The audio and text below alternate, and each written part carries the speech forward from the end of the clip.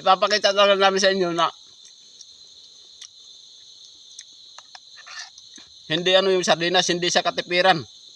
Sa amin, kayamanan yan. Pag may sardinas ka, kayamanan mo na.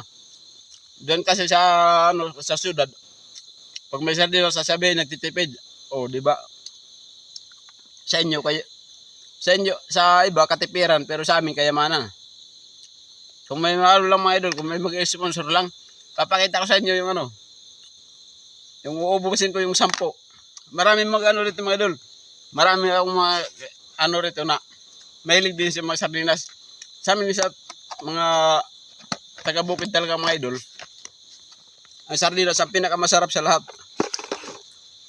Pero kasi ang sardinas mga idol, ang totoong istorya niyan mga idol, kasi yung sardinas, kaya yun ang ano, hindi naman sa ano mga idol, hindi naman sa pag ano, sa talagang pagmamaliit sa amin.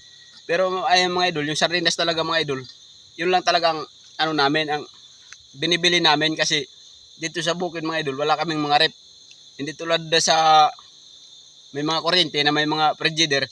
Kaya kahit anong bilhin lang ulam, hindi masisira dito sa amin.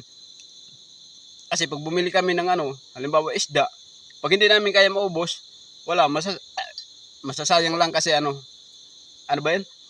Tawag ito, masasayang lang yan kasi mapapanis lang eh. Kaya ano talaga mga idol, sardinas ang pinakamaganda kasi yung sardinas kahit isang buwan pa, kahit 6 na buwan pa nga yata, hindi masisira. Tapos ang gagawin namin dyan mga idol, gagawin lang namin ng ano, magugulay-gulay kami, ilalawak-lawak lang namin.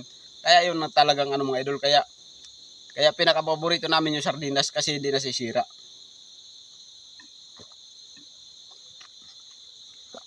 So ayun mga idol, maraming salamat sa panonood.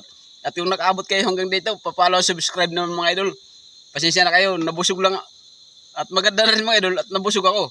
Kaya mga idol, tapos ipapakita ko sa inyo mga idol yung kalikasan dito kung gaano kaganda.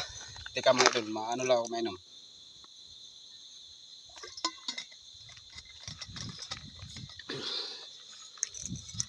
Ayan mga idol, oh. Grabe ang ganda rito. O diba? Saan na yun? Ayan o. Diba? Nagagubatan yan mga idol. Kaya ayan mga idol, bago ko patayin, pag-enjoy muna kayo. Ayan o.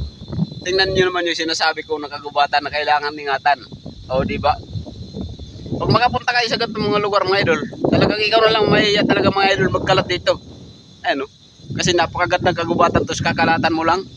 Huwag ganun. Okay mga idol, thank you. Maraming salamat.